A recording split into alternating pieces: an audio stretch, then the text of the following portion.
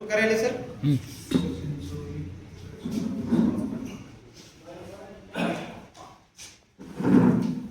मी जिल्हा परिषद प्राथमिक शाळा चिंचोली तालुका उस्मानाबाद जिल्हा हिंगोली या ठिकाणी कार्यरत आहे आणि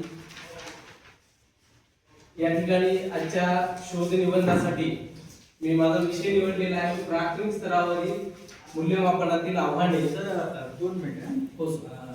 करू का? हो. माझ्या शोध निबंधाचा विषय आहे प्राथमिक स्तरावरील मूल्यमापनातील आव्हाने व शिक्षकांची भूमिका. फास्ट घेतो सर, 5 मिनिटाचा वेळ असल्यामुळे.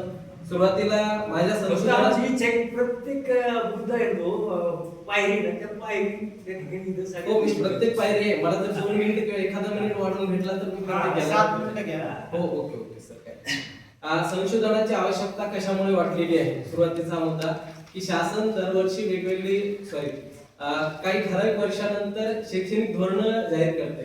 कोठारी आयोगापासून 1986 चं धोरण असेल किंवा आताच NEP 2020 चं धोरण असेल आणि या शैक्षणिक धोरणामध्ये एक उद्दिष्ट ठरवलेली जातात. ही उद्दिष्टे कशा प्रकारे साध्य करायची याबाबत एक अभ्यासक्रम ठरविला जातो आणि त्यामध्ये एक सर्वात महत्त्वाची मूल्यमापन बाब आहे. आणि हे मूल्यमापन करताना वेगवेगळ्या अडचणी येतात. त्या अडचणीचा आणि शैक्षणिक धोरणाची उद्दिष्टे साध्य करण्याचा कुठेतरी संबंध असतो. आणि प्राथमिक स्तरावर किंवा माध्यमिक स्तरावर सर्व बाबतीत विचार केला तर मूल्यमापनाचं एक वेगळ्या प्रकारचं महत्व आहे. मागे स्लाइड थोडीशी पुढे गेली.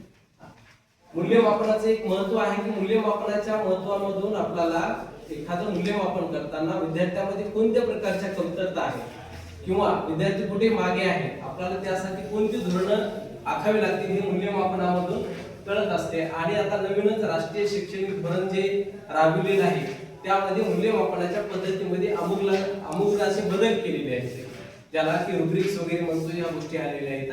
या गोष्टीची माहिती होण्यासाठी माझ्या या संशोधनाची आवश्यकता आहे. नेक्स्ट तर माझ्या या शैक्षणिक समस्येचं समस्या विधान आहे प्राथमिक स्तरावरील मूल्यमापनातील आव्हाने आणि शिक्षकाची भूमिका.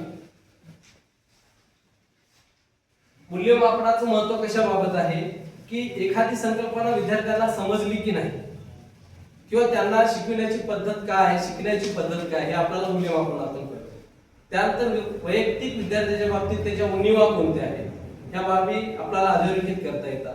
आणि एखाद्या विद्यार्थ्याच्या बाबतीत सकारात्मक मूल्यमापनाचा कसा विचार आपल्याला प्रेरणादायी ठरविता येईल याबाबत विचार करता येतो. आणि सर्व शिक्षणातील सर्व विद्यार्थ्यांना गुणवत्ता समानपणे देण्यासाठी आपल्याला मूल्यमापन करता येईल. आता माझ्या संशोधनाचे उद्दिष्ट आहे की वर्तमान पद्धतीत प्राथमिक स्तरावर मूल्यमापन पद्धतीचा वापर अभ्यास करणे, त्यानंतर शिक्षकांना मूल्यमापन करताना येणाऱ्या प्रत्यक्ष अडचणी ओळखणे, अडचणीची कारणे त्यामागे घटकांचा अभ्यास करणे, विद्यार्थ्यांच्या विविधतेचा मूल्यमापन प्रक्रियेवर होणारा प्रभाव तपासणे आणि मूल्यमापनातील अडचणी निराकरण करण्यात शिक्षकाची भूमिका कोणती असते आणि याच्यावर उपाय योजना असतो. पुढची स्लाइड आहे सर. संशोधन माझ्या या संशोधनासाठी रिसर्चसाठी मी काही क्वेश्चन तयार केले तरी संशोधन प्रश्न आहे की प्राथमिक स्तरावर कोणत्या प्रकारच्या मूल्यमापन पद्धतीचा वापर केला जातो, कोणकोणत्या अडचणींचा सामना करावा लागतो, वेळेचा अभाव, विद्यार्थ्यांची संख्या, संसाधनाची कमतरता मूल्यमापन प्रक्रियेवर कशा प्रकारे परिणाम करते, मुलाच्या विकासातील विविधतेचा मूल्यमापनावर कोणत्या प्रकारे प्रभाव पडतो आणि शिक्षक मूल्यमापनातील अडचणी कशा दूर करू शकतात, प्रभावी मूल्यमापनासाठी कोणत्या शैक्षणिक व प्रशासनिक सुधारणा करणे गरजेचे आहे आणि शिक्षकाची भूमिका मूल्यमापनाच्या गुणवत्तेत कोणत्या प्रकारची आहे हे माझे संशोधन प्रश्न आहेत. माझे हायपोथेसिस आहेत. पहिला हायपोथेसिस आहे प्राथमिक स्तरावर शिक्षकांना मूल्यमापन करताना वेळेचा अभाव सर्वात मोठी अडचण आहे. विद्यार्थ्यांच्या अधिक संख्येचा मूल्यमापनाच्या गुणवत्तेवर नकारात्मक परिणाम घडून येत असतो. शिक्षकाच्या मूल्यमापन कौशल्याचे अस्तित्व त्यांना भेटणाऱ्या मूल्यमापनाच्या बाबतीतल्या प्रशिक्षणावर बऱ्यापैकी अवलंबून असते. मूल्यमापनातील दस्तऐवजीकरण काम शिक्षकाच्या प्रत्यक्ष अध्यापनावर परिणाम करत आहे. विद्यार्थ्याच्या विकासात विविधता एकसमान मूल्यमापन पद्धती प्रभाव ठीक आहे समोर आहे. Okay sir. आणि शिक्षकांची सक्रिय समर्थ भूमिका मूल्यमापनातील अडचणी लक्षणीयरित्या कमी करू शकते, हे माझं हायपोथेसिस आहे. संशोधन कार्यवाहीमध्ये मी वर्णनात्मक आणि सर्वेक्षणात्मक ह्या दोन पद्धती वापरलेल्या आहेत. माझी याची पॉप्युलेशन जनसंख्या 1 ते 5 च्या 1000 शिक्षकांची आहे. त्यामधून मी सॅम्पलिंग निवडताना स्तरीय यादृच्छिक नमुना निवड सॅटिस्फाईड रॅन्डम सॅम्पलिंग केलेलं आहे सर. त्यामध्ये 120 शिक्षकांची सॅम्पलिंग केलेली आहे मी. त्यानंतर पुढे यासाठी माहिती संकलनासाठी साधने मी मूल्यमापन अडचणीबाबत प्रश्न विचारलेले आहेत. 110 शिक्षकाची अर्धस्तरीय मुलाखत घेतलेली आहे. या मुलाखतीसाठी प्रश्न होते की त्यांनी मूल्यमापन करताना येणाऱ्या अडचणी कोणत्या आहेत त्या मांडायच्या, प्रशासनाकडून अपेक्षा कोणती आहे ती मांडायची, विद्यार्थ्यांच्या विविधतेचे व्यवस्थापन, या आधीचं प्रशिक्षण कसं झालेलं आहे, सुधारणा सूचना कशा करायच्या, आणि माहिती संकलनासाठी सर मी पद्धत वापरलेली आहे. संबंधित शाळेला संपर्क केलेला आहे. संशोधनाचं स्वरूप त्यांना स्पष्ट सांगितलेलं आहे. मुख्याध्यापकाची परवानगी घेतली, शिक्षकांना प्रश्नावली दिलेली आहे, गोळा केलेल्या माहितीची तपासणी केली आणि निवडक शिक्षकांची मुलाखत घेतलेली आहे. तर या संशोधनासाठी काही माझ्या मर्यादा आहेत. माझ्या संशोधनाच्या मर्यादा आहेत. हे नमुना आकार मर्यादित ठेवलेला आहे मी. आणि शिक्षकाची उत्तरे कधी कधी सामाजिक परिस्थितीनुसार वेगवेगळे येऊ शकतात. ही माझ्या संशोधनाची मर्यादा आहे.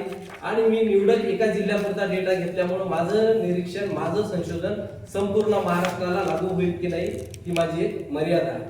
माझ्या याच्यातल्या एथिकल बाबी सांगतो मी. नैतिक विचार, तुम्ही सर्व शिक्षकाची लेखी संमती घेतलेली आहे. माझ्याकडील ही पूर्ण माहिती गोपनीय राहणार आहे असा मी त्यांना विश्वास दिलेला आहे. आणि कोणत्याही शिक्षक किंवा संस्थेचं नाव मी या रिसर्च पेपर मध्ये नमूद करणार नाही. हे माझे एथिकल थॉट्स आहेत या रिसर्च पेपरचे. आता थोडक्यात मी मूल्यमापनाच्या अडचणी मांडतो. याच्यामध्ये पहिली अडचण आहे वेळेची कमतरता, त्यानंतर विद्यार्थ्यांची भरमसाठ संख्या, संसाधनाची आणि साधनांची कमतरता, दस्तऐवजीकरणाचं ओझं, जेणेकरून कागदपत्र जास्त भरण्यासाठी मूल्यमापनासाठी वेळ द्यावा लागत आहे. आणि पालकांचा दृष्टिकोन कसा आहे की विद्यार्थ्याची गुणवत्ता आपण जे सीसीई मध्ये मूल्यांकन करतो तर ते अपेक्षित नाही, त्याला विद्यार्थ्याला गुण किती भेटलेत ह्या गोष्टी अपेक्षित आहे. त्यानंतर वेळेअभावी पुढचे काही मुद्दे मांडतो. माझं हायपोथेसिस H1 होतं ते मी पूर्णपणे स्वीकारलेलं आहे, कारण 78% त्याचा रिझल्ट आलेला आहे. हायपोथेसिस 2 होतं, त्याचा टी टेस्ट रिझल्ट 0.05 आलेला आहे. त्यानंतर हायपोथेसिस 4 होतं, ते 74% शिक्षक आपण स्वीकारला गेलेला आहे. त्यानंतर माझ्याकडून काही निष्कर्ष आणि शिफारशी आहे. त्यामध्ये शिक्षक प्रशिक्षण कार्यक्रमाचं बळकटीकरण करण्यात यावं, अभ्यासक्रम संक्षिप्त आणि लवचिक करण्यात यावा, दस्तऐवजीकरण साधन करता आलं तर मूल्यमापन पद्धतीमध्ये त्याचा संपूर्ण शिक्षक वर्गाला फायदा होईल. पालक जागृतीचा कार्यक्रम राबविण्यात यावा. शिक्षकांना मूल्यमापन करण्याबाबत स्वायत्तता आणि प्रोत्साहन देण्याची गरज आहे. आणि मी यासाठी 10 संदर्भ पुस्तकाचा वापर केलेला आहे. आपण सर्वांनी माझं ऐकून घेतल्याबद्दल सर्वांचे आभार. धन्यवाद.